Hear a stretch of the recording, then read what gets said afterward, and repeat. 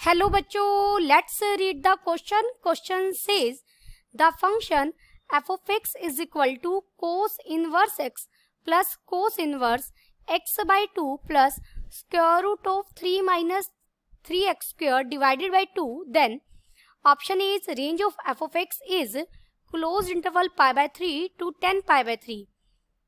Option B is range of f of x is pi by 3 to 5 pi by 3. Option C is f of x is 1 1 for x belongs to closed interval minus 1 to 1 by 2. Option D is f of x is 1 1 for x belongs to closed interval 1 by 2 to 1. First we see the key concept. देखिए जो cos inverse function है ना वो -1 से 1 से लेकर 0 to पाई के लिए डिफाइन होता है हमारा.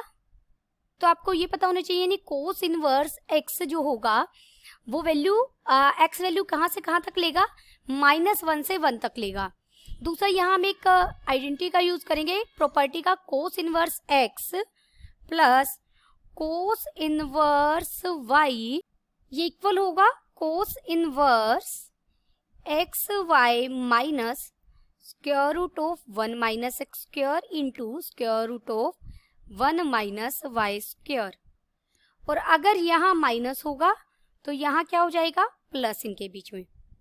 और जो ये फॉर्मूला मैंने लिखा है इस पर एक ये कंडीशन भी है, इफ ये कब हम यूज करते हैं, -1 is less than equal to x and y is less than equal to 1 and x plus y is greater than equal to 0.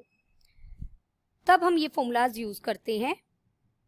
Given अब हमें फंक्शन क्या दिया गया है, f of x is equal to cos inverse x plus cos inverse x by 2 plus square root of 3 minus 3x square by 2. यही function दिया गया है. देखिए इस फंक्शन को मैं क्या लिख सकती हूँ, f of x is equal to cos inverse x plus cos inverse, जो यहाँ x बाय 2 था उसे मैंने लिखा 1 बाय 2 इंटू एक्स प्लस, और स्क्वायर रूट 3 हमने कॉमन ले लिया बाय 2, 3 कॉमन लिया तो स्क्वायर रूट 3 बन जाएगा ना ये, और साथ में क्या बच जाएगा 1 माइनस एक्स स्क्वायर. इसी फंक्शन को मैंने लिखा, पहली टर्म तो कोस इनवर्स एक्स तो एज इट इज, प्लस इसे लिखा कोस इनवर्स, देखिए ये 1 बाय 2 एक्स का काम कर रहा है और एक्स वाई की जगह काम कर रहा है. स्क्वायर रूट 3 बाय 2 को मैं लिख सकती हूँ 1 माइनस 1 बाय 4, और ये बन जाएगा इंटू में 1 माइनस एक्स स्क्वायर का square root. This is equal to cos inverse x plus cos inverse 1 by 2 into x plus square root of 1 minus 1 by 2 का स्क्वायर, और साथ में आ जाएगा 1 माइनस एक्स स्क्वायर. आप देखिए यहाँ पर हम फॉर्मूला यूज करेंगे जो हमने की कॉन्सेप्ट में लिखा है. तो ये अब फंक्शन हमारा ना दो बन जाएंगे. एफ ऑफ एक्स क्या बन जाएगा, देखिए कोस इनवर्स एक्स, यहाँ पर एक्स मुझे नहीं पता 1 बाय 2 से लेस है या 1 बाय 2 से ग्रेटर है. तो अगर हमारा एक्स लेस देन हुआ 1 बाय 2 से तो ये बन जाएगा cos inverse x minus cos inverse 1 by 2, कब, जब x लेस देन है 1 बाय 2 से. और ये फंक्शन बन जाएगा cos inverse x plus cos inverse 1 by 2 minus cos inverse x when x is greater than 1 by 2. Equality पे भी कह सकते हैं. ये इससे कट जाएगा, ये देखिए दो इस तरीके से बन गए हैं.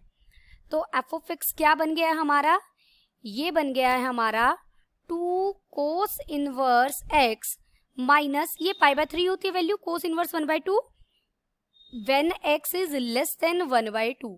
And when x is greater than equal to 1/2, ये वैल्यू क्या होगी, कोस इनवर्स x से कोस इनवर्स x कट जाएगा, कोस इनवर्स 1/2 क्या होता है, π/3। इसका मतलब जो ये फंक्शन है 1/2 और 1/2 के बाद, 1/2 के बाद हम कहाँ तक जाएंगे, 1 तक, तब तो लेगा π/3 वैल्यू, और 1/2 से लेस के लिए वैल्यू लेगा 2 कोस इनवर्स x माइनस π/3। देखिए यहाँ तो ये कांस्टेंट फंक्शन चल रहा है 1/2 से 1 तक, तो अब मुझे देखना है -1 से लेकर 1/2 के बीच में। तो मैंने क्या किया, f' फाइंड आउट कर लिया। f' क्यों फाइंड आउट कर रहे हैं, देखिए मुझे इंटरवल -1 से लेकर 1/2 पर काम करना है अब, क्योंकि 1/2 की तरफ यहाँ ओपन रहेगा, 1/2 से लेकर 1 तक तो इसने वैल्यू दे दी हमें π/3, -1 से लेकर 1/2 के लिए मुझे देखना है। तो अब फंक्शन का हम देख रहे हैं कि बिहेव कैसा, इंक्रीजिंग है या डिक्रीजिंग है। जैसे मैं f' निकालूंगी इसके लिए, यहाँ तो 0 हो जाएगा, कांस्टेंट फंक्शन है, इसके लिए बन जाएगा -2/√1 - x², और ये तो क्या आएगा, लेस देन 0 आएगा, एज जो हमारा √1 - x² क्या होगा, 0 है, 0 से 0 भी नहीं हो सकता, ये स्ट्रिक्टली ग्रेटर देन 0 कहेंगे इसे हम। तो f(x) क्या हो गया, f(x) is a decreasing function. Function decreasing function है, तो छोटे पॉइंट पर बड़ी वैल्यू लेगा और बड़े पॉइंट पर छोटी वैल्यू लेगा। डिक्रीजिंग फंक्शन वही तो है, x1 less than x2 imply में अगर x1 x2 से छोटा है तो f(x1) बड़ा होगा f(x2) से। तो f(-1) पर मैं फंक्शन की वैल्यू फाइंड आउट करूंगी, तो ये बन जाएगी 2 कोस इनवर्स x की जगह क्या रखेंगे, -1 माइनस π/3, तो ये हो जाएगा 2π माइनस π/3 यानी 5π/3। ये क्या था, हमारा इंटरवल का सबसे लोवेस्ट पॉइंट था, यानी ये सबसे बड़ी वैल्यू मिली है मुझे रेंज की।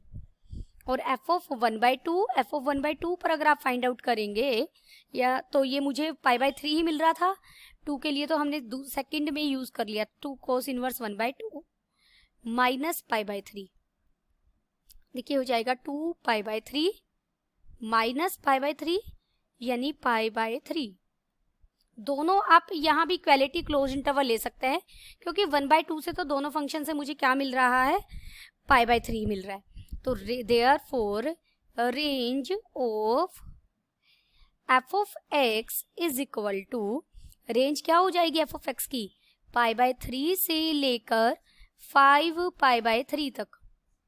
अब देखिए यहाँ पर हमारा फंक्शन जो फंक्शन है f(x) इज इक्वल टू π/3 कहाँ से लेकर 1/2 से लेकर 1 तक के बीच में, जब x इससे बिलोंग कर रहा है तो हमारा फंक्शन क्या है, कांस्टेंट फंक्शन है।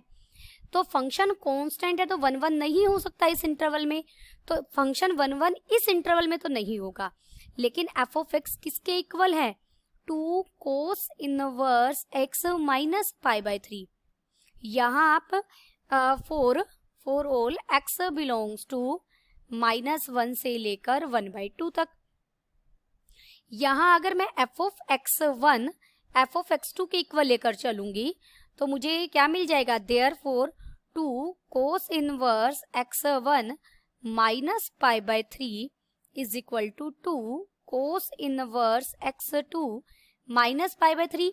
और किस इंटरवल की बात कर रहे हैं, जब हम x बिलोंग कर रहा है -1 से 1/2 के लिए।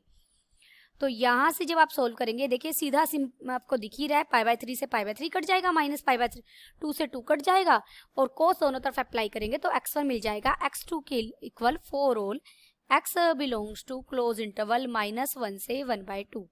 देयरफॉर आपका जो f(x) फंक्शन है इज 1 1, फंक्शन 1 1 हो गया for all x belongs to close interval -1 से 1/2।